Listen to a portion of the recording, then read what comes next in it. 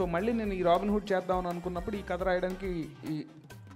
రాయడానికి నెక్స్ట్ తర్వాత సినిమాలో హీరోయిన్ కూడా రిప్లేస్ అయ్యేసరికి ఇలా టైం పట్టిందండి. అంతేగాని ఇది వాంటెడ్గా ఏదో టైం పట్టేసిందని కాదు, అలా వచ్చింది.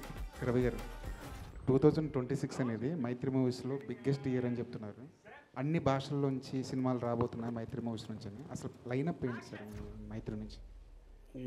26లో we have a very good big budgeted films అండి. ఒకటి ప్రశాంత్ నీల్ ఎన్టీఆర్ గారిది, రామ్ చరణ్ బుచ్చిబాబు గారిది, ప్రభాస్ గారిది, హను రావుపూడి గారిది, జై హనుమాన్ ఆఫ్టర్ కాంతారా 2 మా రిషబ్ శెట్టి గారు హీరోగా చేసేది, విజయ్ దేవరకొండ గారిది, రాహుల్ సంక్రేతియాన్తో, అలాగే కళ్యాణ్ గారిది ఇయర్ కంప్లీట్ అయితే నెక్స్ట్ ఇయర్ రిలీజ్ చేయాలి. ఈ 60 సినిమాల మీద ఫోకస్ అండి.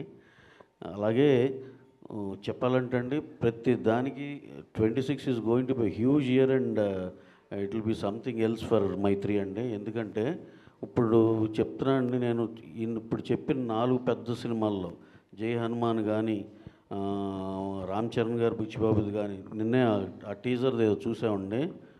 అసలు ఒక్క షాట్ కోసం ప్రతి ఒక్కడు ఒక 1000 సార్లు మినిమం చూస్తారు. దాంట్లోనూ ఒక చిన్న లెందీ షాట్ కోసం ఎక్స్ట్రాడినరీగా వచ్చింది ఆ సినిమా. కానీ అలాగే హను రావుపూడి మధ్యాహ్నం ఏదో రష్ చూస్తుంటే అసలు వితౌట్ ఏది కొన్ని ఎమోషనల్ సీన్లు అయితే అతను స్క్రీన్ ప్లే కానీ ఇది కానీ ఇట్ ఈస్ సంథింగ్ ఎల్స్.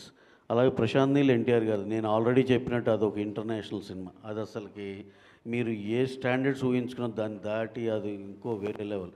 ఈ దాంట్లో అండి జై హనుమాన్ అతను ఇప్పుడు ఆ ఎసెట్ బిల్డింగ్ ఆల్రెడీ మేము బిగిన్ చేస్తున్నాం. ఎందుకంటే మా రిషబ్ శెట్టి గారు జాయిన్ అయ్యేది నవంబర్లో అవుతారు. ఈ లోపల ఆ ఎసెట్ బిల్డింగ్ అంతా చేసేస్తే అప్పుడు మాకు సీజీకి తక్కువ టైం పడుతుందని.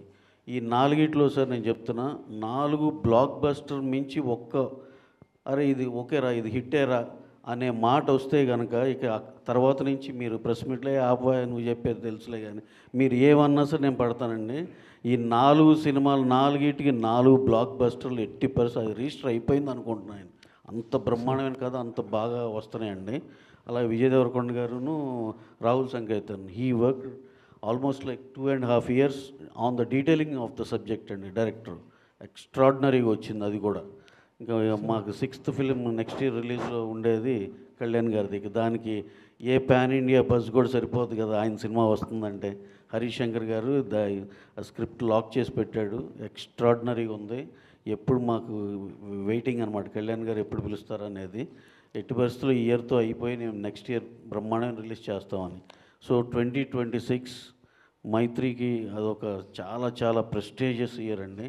దాంతో we think will achieve something else అండి. సార్ రవి గారు, రేపు శరణ్ గారు బర్త్డే కదా, టైటిల్ రివీల్ చేస్తున్నాను రేపు. చేస్తామండి. Thank you. అంటే ఫ్యాన్స్ అంతా కూడా ఎక్కువ సార్ రవి గారు రిలీజ్ డేట్ కూడా ఒక చెప్తారా సార్? టీజర్ కానీ ట్రైలర్ కానీ ఇప్పుడు చెప్పారు కదా, అది ఎక్స్పెక్ట్ చేస్తున్నారు ఫ్యాన్స్ మొత్తం కూడా, రామ్ చరణ్ ఫ్యాన్స్ మరి బర్త్డే సందర్భంగా? అదే సార్, సౌండ్ దగ్గర ఏదో కొంచెం డిలే ఉండొచ్చు. ఏదైనా ఉంటే కనుక కంపల్సరీ ఆయన బర్త్డేకి అయితే పెద్ద ట్రీటే ఉంటుందండి. అది you will be knowing in a short time అండి. Sir release date